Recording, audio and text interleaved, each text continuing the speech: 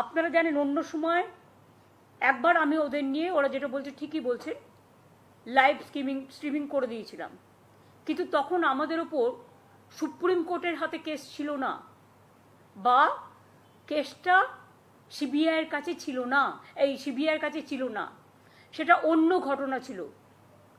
এখানে আমাদের মনে রাখতে হবে, আমরা রেকর্ডিং করবার সিস্টেম করেছিলাম, সেটা চিঠিতে লিখে দিয়েছিলাম যে মিটিংটা যখন হবে সবটাই রেকর্ডেড হবে স্বচ্ছতা মানবার জন্য, এবং sanctity of the proceedings, ensuring that all discussions are actually accurately documented. আমরা 3টে ভিডিও ক্যামেরা রেখে দিয়েছিলাম, এবং তারা যদি চাইতো আমরা শেয়ার করতেও তখন পারতাম সুপ্রিম কোর্টের পারমিশন নিয়ে, কিন্তু ভিডিওতে টোটালটাই রেকর্ডিং করার ব্যবস্থা হয়েছিল। ডাইরেক্ট সুপ্রিম কোর্ট যেটা লাইভ টেলিকাস্ট করতে পারে, আমরা পারি না। তার কারণ হচ্ছে it is not the judiciary.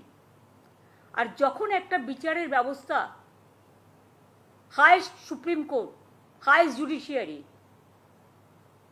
সেখানে কেস চলছে, কেস বিচারাধীন, এবং কেসটা সিবিআই দেখছেন, আপনারা জানেন তারা লাইভ করতে পারেন, কিন্তু মিডিয়া পর্যন্ত মিডিয়া ট্রায়াল করতে পারে না, সেফটি, সিকিউরিটি এবং কেসের ব্যাপারে আলোচনা করতে পারে না। এমনি আলোচনা করতে পারে, কিন্তু যে ইনভেস্টিগেশন হচ্ছে, ইনভেস্টিগেশন সম্বন্ধে আলোচনা করতে পারে না। এটা বিচারের রায় আছে। আমার ছোট্ট ছোট্ট ভাই বোনেরা রাগারাগি না করে, জেদাজেদি না করে, দুচ্ছাই না করে, ডাক্তারদের স্বার্থে এবং রোগীদের স্বার্থে মানবিকভাবে এই আলোচনা আমাদের সাথে করবেন। আমি এখনো বলছি, তারা যে 2 ঘন্টা আসেননি, আমি তাতেও কোনো অ্যাকশন নেব না তাদের বিরুদ্ধে, কারণ আমি মনে করি আমরা বড়, ছোটদের ক্ষমা করে দেওয়াই আমাদের চিরকাল নিয়ম। এটা সৌজন্য, আমাদের হাতে এসমাও আছে, সব কিছু আছে, কিন্তু আমি করব না, কারণ আমি এমার্জেন্সি সাপোর্টার নই, আমি এসমা সাপোর্টার নই। যারা সাধারণ মানুষ জানতেন না যে এর মধ্যে একটা কালার আছে। মানুষ এসেছিলেন বিচার চাইতে তিলোত্তমার, কিন্তু আশা করি মানুষ বুঝতে পারছেন ওরা বিচার চায় না, ওরা চায় চেয়ার। শুনলেন মমতা বন্দ্যোপাধ্যায়ের বক্তব্য। নবান্নে বসে বৃহস্পতিবার এই কথাগুলোই বলছিলেন মমতা বন্দ্যোপাধ্যায়, যখন ডাক্তারদের সঙ্গে, জুনিয়র ডাক্তারদের সঙ্গে যে বৈঠক হওয়ার কথা ছিল, সেই বৈঠক ভেস্তে যায়। এখন প্রশ্ন হচ্ছে, মমতা বন্দ্যোপাধ্যায় যে কথাগুলো বললেন, ইনফ্যাক্ট যে কথাগুলো বলার সুযোগ পেলেন, এই কথাগুলোই তিনি বলতে পারতেন না যদি বৃহস্পতিবার জুনিয়র ডাক্তাররা বৈঠকে যেতেন। নবান্ন সভাঘরে মমতা বন্দ্যোপাধ্যায় 2 ঘন্টা, মাইন্ড ইট, একজন মুখ্যমন্ত্রী 2 ঘন্টা বসে রইলেন, জুনিয়র ডাক্তাররা তারা বৈঠকে আসবেন। 5টার সময় দেওয়া হয়েছিল, 6:55 পর্যন্ত তিনি বসেছিলেন, জুনিয়র ডাক্তাররা আসবেন। জুনিয়র ডাক্তাররাও কিন্তু তারাও নম্র হয়েছিলেন, তারাও ভেবেছিলেন যে না, বৈঠকে যাবেন, এবং বৈঠকে যাওয়ার সিদ্ধান্ত নিয়েও ছিলেন। সরকারের পক্ষ থেকে তাদেরকে বলা হয়েছিল 15 জন প্রতিনিধি নিয়ে যেতে পারবেন। বৃহস্পতিবার যে মেল করা হয়েছিল মুখ্য সচিবের পক্ষ থেকে, মনে রাখবেন যে এর আগে 2 বার কিন্তু বৈঠকে ডাকা হলেও জুনিয়র ডাক্তাররা যায়নি। একাধিক দাবি দেওয়া, সেই দাবি দেওয়া পূরণ হয়নি বলে। এবার জুনিয়র ডাক্তাররা যাওয়ার সিদ্ধান্ত নিলেন, গেলেন 15 জনের বেশি সংখ্যা নিয়ে। অর্থাৎ তারা যে দাবি করেছিলেন যে 30 জনকে মিটিং এ থাকতে দিতে হবে, তার থেকেও বেশি সংখ্যক ডাক্তারদের নিয়ে তারা গেলেন, বৈঠক করবেন মুখ্যমন্ত্রী মমতা বন্দ্যোপাধ্যায়ের সঙ্গে।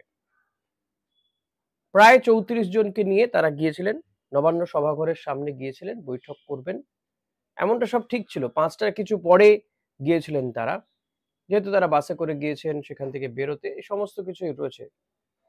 পুলিশ এসকর্ট করে তাদেরকে নিয়ে গেছে, আগে পেছনে পুলিশের গাড়ি ছিল। কিন্তু তারা তাদের যে দাবি ছিল সেই দাবিগুলো প্রায় প্রত্যেক কটাই সরকার মেনে নিয়েছিল। এই যে 15 জনের পরিবর্তে প্রায় 34 জনকে তারা নিয়ে গিয়েছিল, সেটাও কিন্তু সরকার বলেছিল ঠিক আছে চলো অ্যালাউ। কিন্তু যে মেল মুখ্য সচিবের পক্ষ থেকে করা হয়েছিল তাতে বলা হয়েছিল যে কোনো শর্ত নয়, খোলা মনে আসুন, আলোচনা হোক, আপনাদের যা দাবি দেওয়া আছে সেটা হবে। তারা দাবি রেখেছিল লাইভ স্ট্রিমিং এর, সরকার সেটা মানেনি, মেল করে সেটা বলেছিল যে লাইভ স্ট্রিমিং নয়, রেকর্ডিং হবে, ভিডিও রেকর্ডিং হবে। সে মতো সব ক্যামেরা ট্যামেরা ব্যবহার করা রাখাও ছিল, যেটা দেখা গেল ছবিতে। কিন্তু সেটা হলো না, ভিডিও রেকর্ডিং এর জায়গা পর্যন্তই গেল না, কারণ এই ডাক্তারি পড়ুয়ারা তারা বেঁকে বসলেন, তারা মিটিং এ যেতে চাইলেন না। তারা বললেন যদি লাইভ স্ট্রিমিং না হয় তাহলে তারা মিটিংই করবেন না। ভাবুন, নবান্ন সভাঘর পর্যন্ত গেলেন, বাসে করে গেলেন, কিন্তু মিটিংটাই হলো না। লাইভ স্ট্রিমিংটা তাদের কাছে এতটাই জরুরি ছিল। খুব স্বাভাবিকভাবেই এতে কার লাভ কার ক্ষতি খুব খালি চোখে বোঝা যায়। কারণ যদি কালকে জুনিয়র ডাক্তাররা, বৃহস্পতিবার দিন যদি জুনিয়র ডাক্তাররা নবান্ন সভাঘরে যেতেন, বৈঠক করতেন, ভিডিও রেকর্ডিং হতেন, এক্ষেত্রে আমার মনে হয়েছে একটা, যদি তারা দাবি রাখতেন যে তাদের পক্ষ থেকে কোনো একটা ক্যামেরা রাখতে দিতে হবে, শুধু সরকারের ক্যামেরা থাকলেই হবে না, লাইভ স্ট্রিমিং যখন হচ্ছেই না, সেটা সেই প্রস্তাব দিলেও বরং আমার মনে হয় মিটিংটা হতে পারত, ভালো প্রস্তাব হতো। কারণ তারা ভাবতেই পারেন যে সরকারি তরফে ক্যামেরা বসানো হয়েছে, তো এই ভিডিও একটা অন্য কিছু করা হতে পারে, ট্যাম্পারিং করা হতে পারে, ভিডিও মেক তৈরি করে একটা দেওয়া হতে পারে, এই সমস্ত কিছু তাদের সন্দেহ থাকতেই পারে, বা সরকার যেটা বলেছে পরবর্তীতে সে কথা ঘুরিয়ে দিতে পারে। সরকারের পক্ষ থেকে লাইভ স্ট্রিমিং এ কি অসুবিধা ছিল সেটা মুখ্য সচিব, ডিজিপি তারা জানিয়েছেন, বিচারাধীন বিষয় বলে তারা এটাকে বলেছেন, এবং এই ধরনের সেন্সিটিভ ইস্যু নিয়ে তারা আলোচনা যখন করছেন সেটা লাইভ স্ট্রিমিং করা তাদের মনে হচ্ছে যুক্তিযুক্ত না। দেখুন, সমস্ত কিছু দাবি দেওয়া তো সরকার তাদের মেনে নিয়েছিল। আমার মনে হয়েছে যেখানে জুনিয়র ডাক্তাররা যদি যেতেন তাহলে বৈঠকটা হতো, আর মমতা বন্দ্যোপাধ্যায় এই সমস্ত কথাগুলো বলার সুযোগই পেতেন না। ফলত মমতা বন্দ্যোপাধ্যায়ের পক্ষে এখন অনেকটাই, কারণ এখন বল ডাক্তারদের কোর্টে। মমতা বন্দ্যোপাধ্যায় কি বলে দিয়েছেন? তিনি বলেছেন যদি আপনাদের মনে হয় যে আমি পদত্যাগ করলে সমস্যার সমাধান হয়ে যাবে, আমি পদত্যাগ করতেও রাজি আছি। এসমা জারি করবেন না তিনি বলে দিয়েছেন। অর্থাৎ তার বিরুদ্ধে যে মতটা যাচ্ছিল, যে মমতা বন্দ্যোপাধ্যায়ের প্রতি যে একটা মানুষের মধ্যে আবেগ এখনো তো রয়েছে, তৃণমূল কর্মীরা ছাড়াও বহু মানুষ যারা হয়তো তৃণমূল নয় কিন্তু একটা দোদুল্যমান ভোটার তো থাকেই, মানসিকতার লোকজনও থাকে। তো সেই মানুষগুলো মমতা বন্দ্যোপাধ্যায়ের উপরে ক্ষুব্ধ হচ্ছিলেন লাগাতার কিছু কিছু স্টেপের জন্য, প্রশাসনের কিছু কিছু স্টেপের জন্য। কিন্তু বৃহস্পতিবারের এই যে স্টেপ, এই যে সরকারের শীর্ষ যে ব্যক্তি তিনি বসে রইলেন 2 ঘন্টা, এটা কোথাও গিয়ে তাকে কিছুটা আবারও পজিটিভ জায়গায় নিয়ে এলো।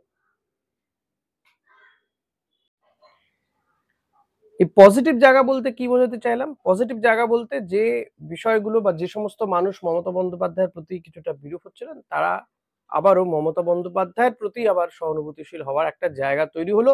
মমতা বন্দ্যোপাধ্যায় সেটা গেইন করতে পারলেন এই বৃহস্পতিবারের যে বৈঠক না হওয়া বৈঠক, সেখানে তিনি গিয়ে বসে রইলেন। এটা সংবাদ মাধ্যমে দেখানো হলো। জুনিয়র চিকিৎসকরা নবান্ন সভাঘর পর্যন্ত গেলেন, দৌড় পর্যন্ত গেলেন, কিন্তু মিটিং করলেন না। কিন্তু কেন করলেন না? বললাম সেটা লাইভ স্ট্রিমিং। কিন্তু এক্ষেত্রে অসুবিধে কি ছিল? কি মমতা বন্দ্যোপাধ্যায় কি বললেন? এক, তিনি বলছেন তিনি পদত্যাগ করতে রাজি। তিনি আরোটা বললেন, আরো কি বললেন যে ওরা বিচার চায় না, চেয়ার চায়।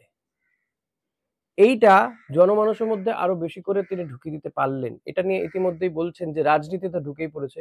আর এই রাজনীতি হচ্ছে বলেই কেউ চাইছেন যেতে, কেউ চাইছেন না। ফলত এই যে জুনিয়র ডাক্তারদের মধ্যেও একটা দুটো মত রয়েছে, এবং এই তাদের মধ্যে একটা ভাঙন ধরানোর প্রয়াস সেটা সবসময় করে থাকে। সেটা করাতে পারবেন কিনা সেটা হয়তো কয়েকদিন পরে বোঝা যাবে, কিন্তু সেটা একটা সূক্ষ্ম চাল দিয়ে রাখলেন।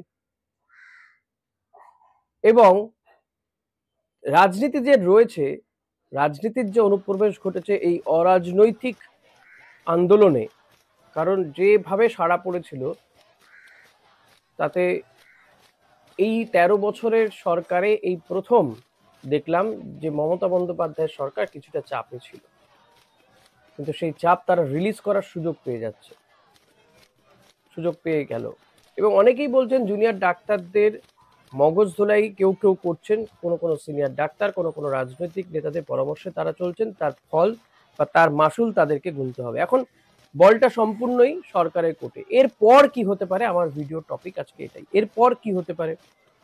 এরপর বৈঠকে জুনিয়র ডাক্তারদেরকে যেতেই হবে, আজ নয়তো কাল, সময় ব্যাপার আর কি। সেই সময়টা কবে আসবে জানা নেই। এবং এরপরে জুনিয়র ডাক্তারদের এত দাবি দাওয়া তারা মানবেন কিনা সেটা পরের বিষয়, মানতে নাও পারেন। এরপরে মুখ্যমন্ত্রী আর বৈঠকে বসবেন না সেটা তিনি জানিয়ে দিয়েছেন, কারণ তিনি পরপর 3 দিন অপেক্ষা করেছেন, ডাক্তাররা যাননি, ডাক্তারি পড়ুয়াররা যাননি। এবার হয় মুখ্য সচিব নয়তো যিনি স্বাস্থ্য প্রতিমন্ত্রী চন্দ্রিমা ভট্টাচার্য রয়েছে তাদের সঙ্গে বৈঠকে বসতে হবে। অর্থাৎ সবটাই চলে গেল মমতার হাতে, মুখ্যমন্ত্রীর কাছে চলে গেল, বা সরকারের পক্ষে অনেকটা চলে গেল। এরপর তারপরেও যদি ডাক্তারি পড়ুয়ারা বৈঠকে না যান, অর্থাৎ এই পরবর্তী শুনানির আগে 17 সেপ্টেম্বর পরবর্তী শুনানি মঙ্গলবার দিন, তার আগে যদি না যান, সুপ্রিম কোর্টে সরকারের পক্ষ থেকে বলার সুযোগ রয়েছে যে দেখুন আপনারা বলেছিলেন, টাইম বেঁধে দিয়েছিলেন 10 তারিখ বিকেল 5টার মধ্যে তাদেরকে কাজে যোগ দিতে হবে, তারা কাজে যোগ দেয়নি। সরকারকে বলেছিলেন যে সরকার কোনো স্টেপ নিতে পারে, সরকার এই পড়ুয়াদের ক্যারিয়ারের কথা ভেবে মানবিকতার স্বার্থে তাদের যাতে ক্যারিয়ার নষ্ট না হয়, সরকার তাদের এই বিষয়টাকে সহানুভূতির সঙ্গে দেখেছেন। রাজ্যের মুখ্যমন্ত্রী, ভাবুন, মাইন্ড ইট, রাজ্যের মুখ্যমন্ত্রী 3 দিন অপেক্ষা করেছেন, একদিন তো ঘন্টা দুয়েক বসে থেকেছেন বৈঠকে যাবেন বলে। এই জুনিয়র ডাক্তাররা বা ডাক্তারি ছাত্রছাত্রীরা পড়ুয়ারা তারা যাবেন বলে মমতা বন্দ্যোপাধ্যায় রাজ্যের মুখ্যমন্ত্রী তিনি গিয়ে বসেছিলেন, তাদের জন্য সমস্ত ব্যবস্থাপনা ছিল, কিন্তু তারা বৈঠকে যাননি। কি না, লাইভ স্ট্রিমিং হচ্ছে না বলে।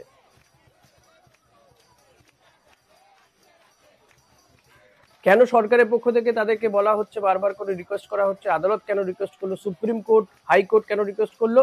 না, তারা কর্মে ফিরলে হাসপাতালগুলোর চেহারা বদলাবে, কারণ হাসপাতালগুলোতে মানুষ পরিষেবা পাচ্ছেন না, বহু মানুষের মৃত্যু হচ্ছে। ইতিমধ্যে সরকারের পক্ষ থেকে সুপ্রিম কোর্টে জানানো হয়েছিল যে এই আন্দোলনকালে 23 জনের মৃত্যু হয়েছে, বহু মানুষ চিকিৎসা পাননি, 6,000-এর থেকে বেশি।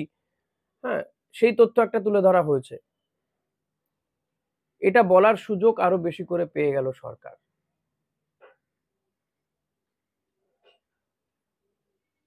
ফলত বলটা এখন এই ডাক্তারি পড়ুয়াদের কোর্টে আর নেই। এখন সরকার যা সিদ্ধান্ত নেবে নিতেই পারে, কিন্তু সরকারও আবারও বলছে, সরকার কিন্তু এটা প্রজেক্ট করলো যে তারা এসমা জারি করবেন না, অর্থাৎ এদের যাতে ক্ষতি হয় এমন কোনো পদক্ষেপ সরকারের পক্ষ থেকে নেওয়া হচ্ছে না। সিম্প্যাথি গেইন করে গেল সাধারণ মানুষের কাছে, যেটা মনে করা হচ্ছিল যে কোথাও কোথাও হয়তো কিছুটা ফাঁকফোকর রয়েছে, বা মানুষ একটু অন্তত বিরক্ত এই ঘটনার ক্ষেত্রে, কারণ যে নারকীয় যে মর্মান্তিক পরিণতি হয়েছে জুনিয়র চিকিৎসকের আরজিকর হাসপাতালে গত 9ই আগস্ট, যেভাবে তাকে ধর্ষণ করে খুনের ঘটনা ঘটেছে, সেই ঘটনার পরে নিরাপত্তা হাসপাতালগুলোর কি ছবি সেটা জনমানুষের সামনে আসছে। তারপরে মানুষ খেপে যাচ্ছিলেন, কিন্তু এই দিনের পর দিন এইগুলো যদি চলতে থাকে তাহলে যা হওয়ার তাই। এমনিতে শাসক দল বলতে শুরু করেছে যে এরপর যদি মানুষ খেপে যায় তাহলে কি হবে, ডাক্তারদের রক্ষা করবে কে? দেখুন, 1 মাসেরও বেশি সময় অতিক্রান্ত হয়ে গেছে, তারপরেও এরা যদি চিকিৎসা পরিষেবা না দেয়, কর্মবিরতিই পালন করে যায়, তাহলে আখেরে কার লাভ হচ্ছে? বিচার কি পাবেন ওই তরুণী চিকিৎসক? সেটা তো ডিপেন্ড করছে এই আইন আদালত তদন্তকারী সংস্থার উপরে। তারা যেটা বৈঠকে থেকে বলতে পারতেন যে তারা যাদের বিরুদ্ধে পদক্ষেপ করার জন্য দাবি জানাচ্ছেন সেই দাবি আরো বেশি জোরালো করতে পারতেন। যদি বৈঠকে তাদের কথা শোনাই না হতো, তারা বাইরে এসে বেরিয়ে বলতে পারতেন যে দেখুন আমাদের কথা শোনা হয়নি, এই ঘটনা ঘটেছে, তারা সংবাদ মাধ্যমকে ব্রিফ করতে পারতেন। বা যদি ফলপ্রসূ হতো, যেমনটা সিএম বলছেন যে যৌথ সাংবাদিক সম্মেলন করতে পারতেন, বরং সেটা চিকিৎসকদের হাতে ছিল, কিন্তু সেই জায়গা থেকে বেরিয়ে গেল। আন্দোলন তারা করছেন, কিন্তু আন্দোলনের তো একটা অভিমুখ থাকবে, একটা তো তার থেকে কিছু যাতে বেরিয়ে আসে সেটাও দেখতে হবে। আন্দোলন তো হাওয়ায় হাওয়ায় হচ্ছে না, তারা এতদিন ধরে কষ্ট করছেন, তো রাস্তায় পড়ে আছেন, নাওয়া খাওয়া নেই। হ্যাঁ, কেউ কেউ শুভানুধ্যায়ী জল বিস্কিট টিস্কিট দিয়ে যাচ্ছে, কিন্তু কোথা থেকে আসছে সেটা একটা পরের বিষয়। রাজনৈতিক নেতা নেত্রীদের যে ইনফ্লুয়েন্স রয়েছে সেটা দিনের আলোর মতন পরিষ্কার। যতই বলা হোক অরাজনৈতিক, বিষয়টা আর অরাজনৈতিক জায়গাতে নেই। এখন যেটা মনে হয় যে ইমিডিয়েটলি ডাক্তারদের আবার অ্যাপ্রোচ করা উচিত নিজেদেরকে, যে তারা বসতে চায় বৈঠকে এবং সিএম এর সঙ্গে বসতে চায় বৈঠকে, রিকোয়েস্ট করে। তাতে যদি লাইভ স্ট্রিমিং না হয়, না হবে, অন্য কোনো পন্থা, এই যেটা আমি বললাম যে তাদের পক্ষ থেকে কোনো ক্যামেরা রাখা, এটা প্রস্তাব তারা দিতে পারেন। যে কোনো জায়গাতে বৈঠকে ডাকলেই তারা যেতে পারেন। কিছুটা নমনীয় তাদেরকেও হতে হবে, কারণ এটা মনে রাখবেন যে এবার যদি সরকার তাদের পরীক্ষায় ফেল তো ছেড়েই দিন, রেজিস্ট্রেশন নাম্বারটা না দেয়, এরা কেউ প্রপার ডাক্তার বলা যাবে না। বুঝতে পারছেন, সমস্যা অনেক দিকে রয়েছে। তাই আমার মনে হয় ডাক্তারিদের, যারা পড়ুয়ারা ডাক্তারি, তাদের নিজেদের ক্যারিয়ারটা নিয়েও একটু ভাবা উচিত। এখন আপনি বলবেন ক্যারিয়ারই কি সব? দেশোদ্ধার বা এই ধরনের ঘটনার ক্ষেত্রে বিচারটা কি সব নয়? বিচার তো পেতেই হবে, কিন্তু ওদেরকেও তো কাজে ফিরতে হবে। ওরা ওরা যে লড়াইটা করেছে সেই লড়াইয়ে থাকতে গেলেই ওদেরকে কাজে ফিরতে হবে। এই ঘুঘুর বাসা ভাঙতে গেলে ওদেরকে থাকতে হবে, ওরা রাস্তায় পড়ে থাকলে তো হবে না সেটা। দেখুন, এটা একমাত্র আমারই ব্যক্তিগত মত, আমার ব্যক্তিগত মতামত। আপনার সেটা ভালো নাই লাগতে পারে। যদি ভালো না লাগে অতি অবশ্যই কমেন্ট করে জানাবেন, ভালো লাগলেও জানাবেন। আপনার কাছে কোনো যদি অন্য কোনো পন্থা জানা থাকে, ওয়ে আউট যদি কিছু জানা থাকে, সেটা জানাতে পারেন আমার এই ভিডিওতে অতি অবশ্যই।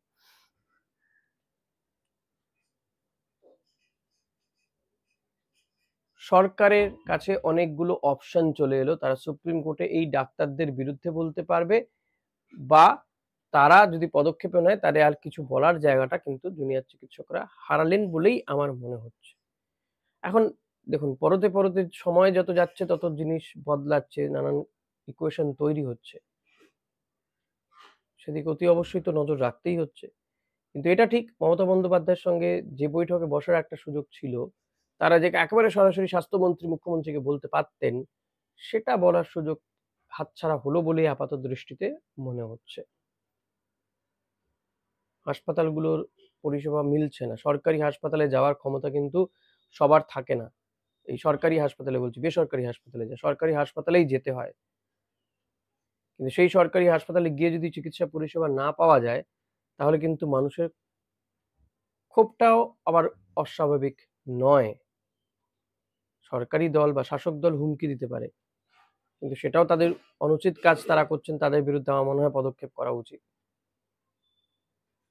কিন্তু এটাও তো ভাবতে হবে, তারা তো ডাক্তার আল্টিমেটলি, আমার আপনার মতন সাধারণ মানুষ নন। তাদের মেধা আছে, তাদের বলবো, অনুরোধ করব তারা নিজেদের মেধা ব্যবহার করুন, অন্য কারো প্ররোচনায় কথায় না কান দিয়ে। বিচারও চাই, তাদেরকে কর্মেও ফিরতে হবে।